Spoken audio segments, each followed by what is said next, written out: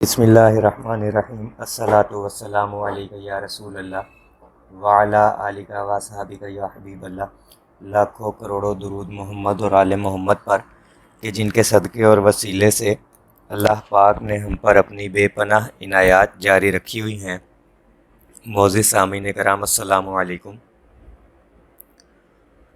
ہمارے گروپ کی ایک خاتون ممبر اپنا مشاہدہ سنا رہی تھی کہ ان کی بہن سخت بیمار تھی، بہت جگہ سے علاج کروایا لیکن فرق نہیں پڑ رہا تھا، تو انہوں نے نیت کر لی 1.25 مرتبہ درود خضری پڑھنے کی کہ اللہ پاک اس درود کی برکت سے ان کی بہن کو شفائے کاملہ عطا فرما دے۔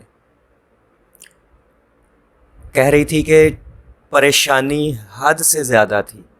ظاہری بات ہے گھر کا ایک فرد بیمار ہو اور کافی بیمار ہو اور علاج بھی کروا رہے ہوں لیکن ٹھیک نہ ہو رہا ہو کہ جوں مرض بڑھتا گیا جوں دوا کی۔ اس وجہ سے پریشانی اتنی تھی کہ اس پریشانی میں ان سے درود پڑھنا چھوٹ گیا، یعنی جو انہوں نے 1.25 مرتبہ درود خضری پڑھنے کی نیت کی تھی وہ پڑھنا شروع کیا لیکن بعد میں پریشانی کی وجہ سے چھوڑ دیا۔ اللہ کا کرنا ایسا ہوا کہ ان کی بہن کی ڈیتھ ہو گئی۔ اللہ پاک ان کو جنت الفردوس میں اعلیٰ مقام عطا فرمائے۔ اب ان کی بہن کی ڈیتھ ہوئی تو اس کے کچھ عرصے بعد انہوں نے اس کو خواب میں دیکھا کہ بہت اچھی حالت میں ہے اور کہہ رہی ہے کہ باجی آپ نے درود پڑھنا کیوں چھوڑ دیا؟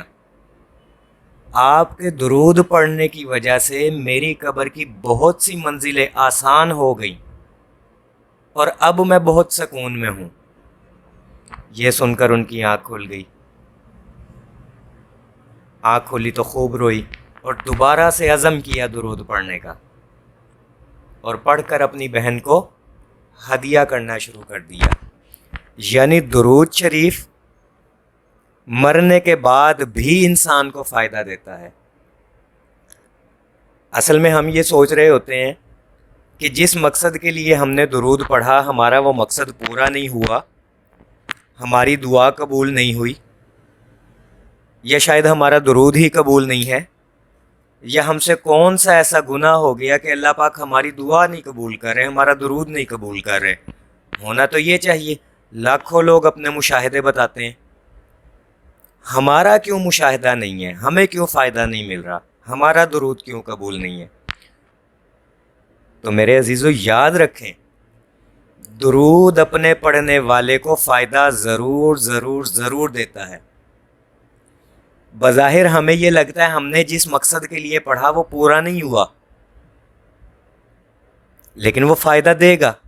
اس وقت فائدہ دے گا جہاں آپ کو ضرورت ہوگی۔ کہا جاتا ہے نا درود اپنے پڑھنے والے کو تنہا نہیں چھوڑتا، تو جہاں آپ کو فائدے کی ضرورت ہوتی ہے وہاں درود آپ کو فائدہ دیتا ہے۔ اب دیکھیں، موت برحق ہے، اپنے وقت پر آنی ہے، نہ 1 منٹ آگے نہ 1 منٹ پیچھے، اپنے وقت پر موت آنی ہے۔ اب اس خاتون نے درود پڑھنا شروع کیا کس نیت سے؟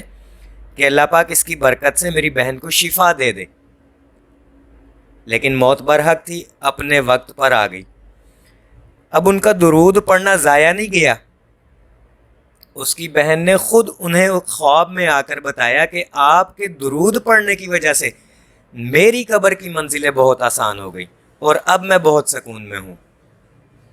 تو دیکھیں، موت برحق تھی، ٹائم پہ آئی، لیکن درود نے فائدہ کہاں دیا؟